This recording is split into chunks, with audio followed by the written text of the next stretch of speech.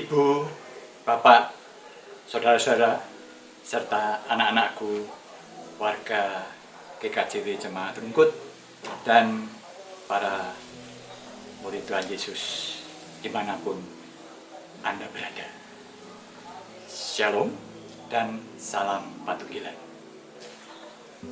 Renungan saat teduh Kamisan pada sore hari ini akan diberi judul yaitu menanti kedatangan Tuhan Yesus Kristus untuk kedua kalinya seperti seorang petani. Nah, sebelum kita mulai merenungkan firman Tuhan, mari kita berdoa. Bapa Surgawi, kami menghadap kehadirat-Mu kembali dengan kerendahan hati untuk mengucapkan syukur karena kami selalu dilindungi, diberkati, dituntun sampai saat ini. Bapa, pada kesempatan ini kami akan bersama-sama merenungkan firman-Mu agar kami memahami apa yang Kau kehendaki. Bukalah mata hati kami agar kami bisa memahami apa yang Kau kehendaki, dan pakailah hamba-Mu yang akan menyampaikan firman. Dalam nama Tuhan Yesus kami berdoa. Amin. Nah, bacaan pada saat ini terambil dari Markus 13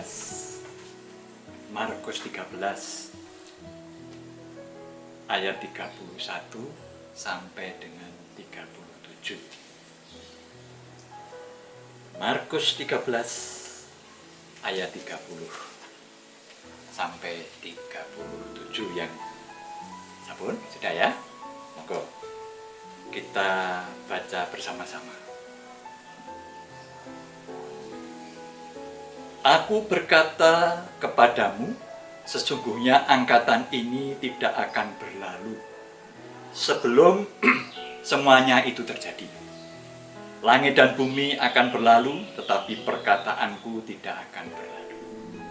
Tapi tentang hari atau saat itu, tidak seorang pun yang tahu. Malaikat-malaikat di surga tidak, dan anak pun tidak, hanya Bapa saja. Hati-hatilah dan berjaga-jagalah, sebab kamu tidak tahu bila manakah waktunya tiba. Dan hal yang sama seperti orang bepergian yang meninggalkan rumahnya dan menyerahkan tanggung jawab kepada hamba-hamba, masing-masing dengan tugasnya, dan memerintahkan penunggu pintu supaya berjaga-jaga. Karena itu berjaga-jagalah, sebab kamu tidak tahu bila manakah tuan rumah itu pulang menjelang malam, atau tengah malam, atau larut malam, atau pagi-pagi buta. Supaya kalau ia tiba-tiba datang, jangan kamu didapatinya sedang tidur. Apa yang kukatakan kepada kamu, kukatakan kepada semua orang, berjaga-jagalah. Amin. Demikian firman Tuhan.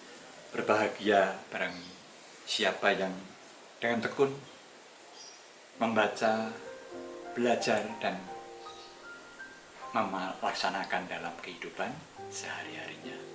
Haleluya. Amin. Ibu, Bapak, saudara, dan anak-anakku, melalui khotbah pada Minggu Advent pertama, tanggal 29 November 2020 yang lalu, Bapak Pendito Abednego menyampaikan apa yang difirmankan Tuhan Yesus untuk mengingatkan kita dalam penantian kedatangan Tuhan Yesus kedua kalinya ke dunia ini. Kita harus berhati-hati dan berjaga-jaga atau waspada. Nah, kali ini kita akan belajar bagaimana berjaga-jaga dan berhati-hati gaya petani kita. Petani adalah seorang pekerja atau orang yang berprofesi bercocok tanam, ya, itu kalau menurut Kamus Bahasa Indonesia atau Thesaurus Bahasa Indonesia, yaitu suatu pekerjaan yang merupakan investasi berjangka, jangka menengah, bulan, atau jangka panjang, tahunan. Artinya apa? Yang dikerjakan sekarang tidak lalu nanti atau besok bisa dipetik, ya, tetapi memerlukan waktu, bersabar. Nah, seorang petani dia pasti memiliki kemampuan yang mumpuni. Dia mengetahui bagaimana bercocok tanam, bagaimana menanam padi, bagaimana menanam pohon nangka, bagaimana menanam pohon jeruk, atau bagaimana memelihara pohon kelapa supaya kelapanya nanti berbuah bagus, kemudian juga padinya bertumbuh dengan baik, ya, bulir-bulirnya berisi padi, tidak ada yang gabuk, ya, kosong. Nah, dia berhati-hati. Dari mana dia berhati-hati? Dia sudah mendapatkan pelajaran dari orang tuanya, mungkin juga pelajaran melalui kursus pertanian, dan juga pelajaran dari pengalaman hidup sebagai petani. Nah, dia akan memilih bagian bibit yang bagus. Dia akan menanam dengan tanah yang bagus. Dia akan melakukan juga penjarangan penanaman pohon supaya bisa berbuah subur. Ya, kemudian juga dia hati-hati mendangir, menyiangi, dangir. Kemudian memberi air, ya, supaya dapat tumbuh subur. Kemudian juga dia hati-hati menggunakan pupuk, mungkin mendapatkan ilmu baru, ya. Ada penemuan baru juga dia hati-hati. Dia mesti bertanya, apakah sudah ada yang membuktikan bahwa itu berhasil? Nah, itu biasanya Bapak Ibu atau saudara-saudara yang KKN di desa itu mesti akan ditanya begitu ketika Anda, walaupun Anda mungkin orang dari Fakultas Pertanian, ya, mesti akan ditanya. Nah, kemudian apa yang dilakukan adalah juga berjaga-jaga. Karena dia apa? Dia punya pengharapan bahwa yang ditanam dengan hati-hati akan nanti menghasilkan buah atau padi yang baik. Maka dia juga akan waspada. Waspada terhadap apa? Hama tikus, hama wereng yang merusak pengharapan tadi. Juga mungkin wangwung atau serangga-serangga yang lain yang akan mengganggu buah, jamur ini, jamur itu.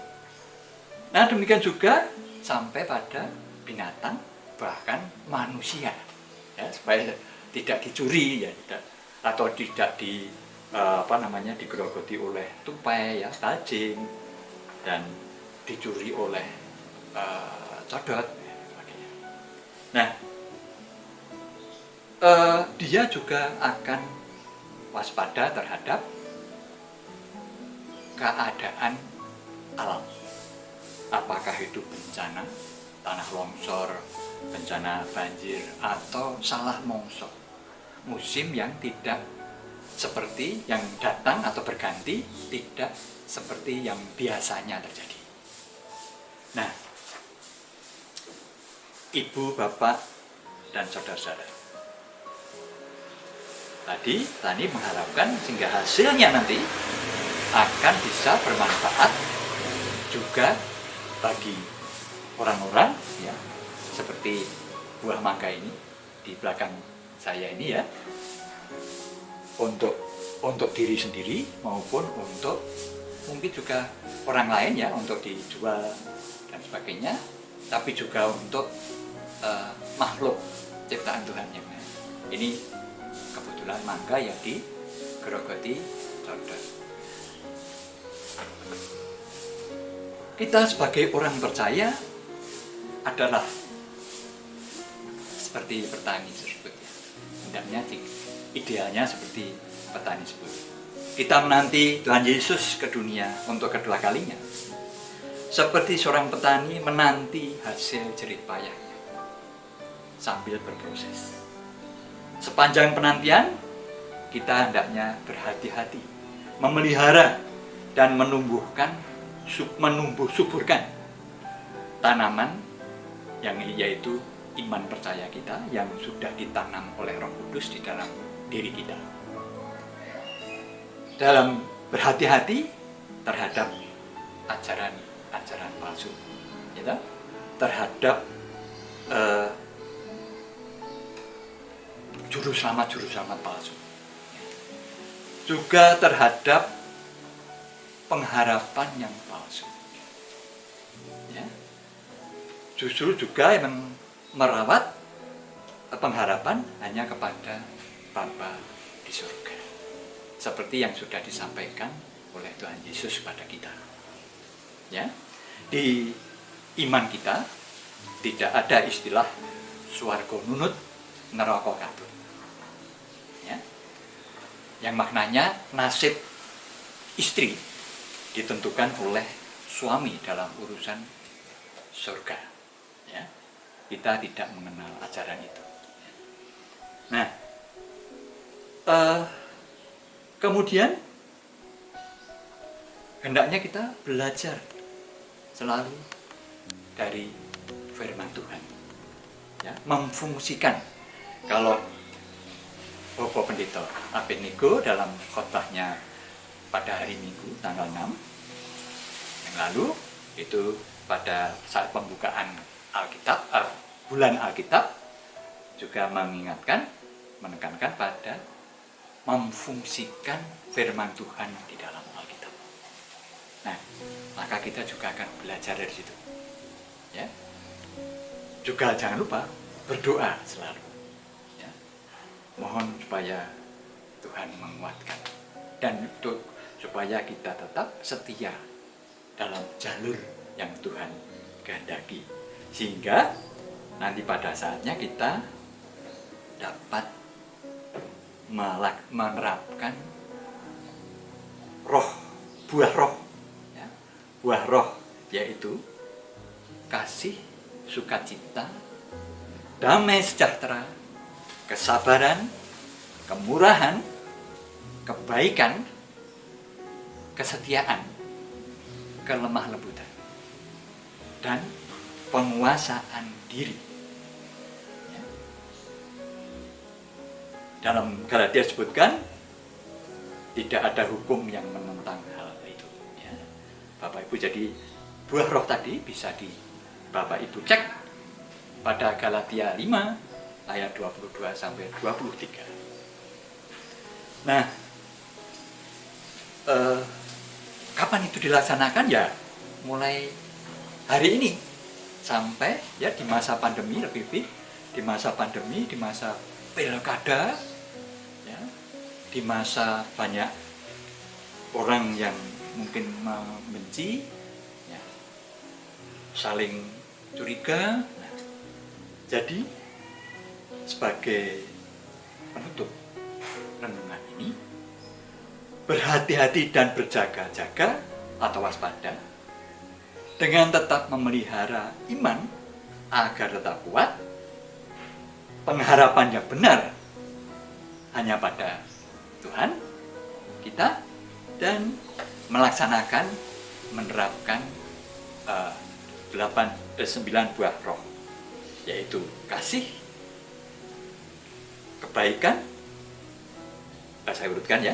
Kasih, sukacita, damai sejahtera, kesabaran, kemurahan, kebaikan, kesetiaan, kelemah lembutan, dan penguasaan diri dalam relasi dengan sesama kita tanpa memandang perbedaan keyakinan, status sosial ekonomi, suku, ras, dan orang yang baik terhadap kita maupun orang yang membenci kita, karena kita adalah pengikut Kristus.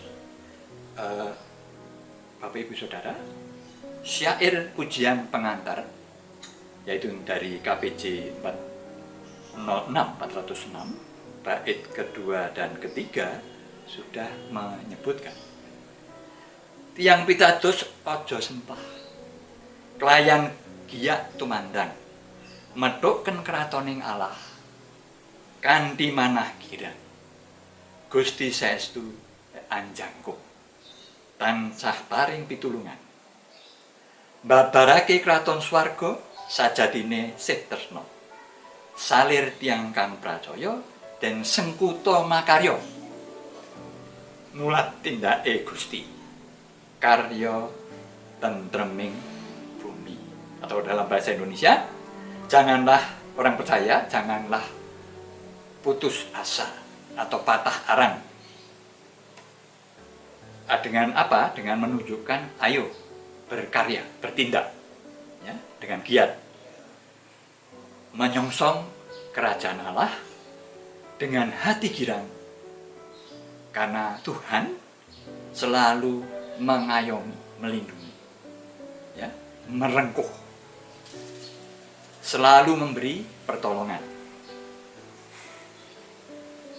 membabarkan, meluaskan kerajaan surga yang sejatinya adalah kasih. Salir semua orang yang percaya, bergiatlah berkarya, meniru dan mengikuti apa yang Tuhan telah lakukan, yaitu membangun karya untuk kedamaian dan tentramnya bumi. Amin.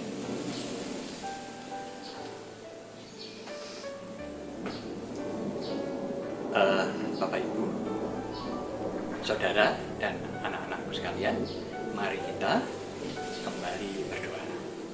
Mohon bimbingan Tuhan. Bapa Surgawi, kembali kami mengucap syukur karena kami boleh mendengar firman-Mu tentang apa yang Kau kehendaki dan merenungkan bersama-sama. Kiranya Roh-Mu yang kudus saja yang membuka mata iman kami dan menguatkan iman percaya kami, sehingga kami dapat selalu berhati-hati dan berjaga-jaga dalam menanti kedatangan Putra-Mu yang kedua kali ke dunia ini. Bapa, bolehlah kami selalu memperlakukan sesuai dengan buah roh kepada sesama kami dalam relasi bersama sesama kami, dimanapun, kapanpun, dan siapapun juga. Bapa, semua ini hanya kami naikkan dalam nama Tuhan Yesus Kristus yang mengajar kami berdoa demikian. Bapa kami yang ada di surga, dikuduskanlah nama-Mu, datanglah kerajaan-Mu, jadilah kehendak-Mu di bumi seperti di surga. Berilah kami pada hari ini makanan kami yang secukupnya. Ampunilah akan kesalahan kami, seperti kami juga mengampuni orang yang bersalah pada kami. Jangan membawa kami dalam percobaan, tetapi lepaskan kami dari yang jahat. Karena Engkau yang punya kerajaan, kuasa, kemuliaan, sampai selama-lamanya. Amin.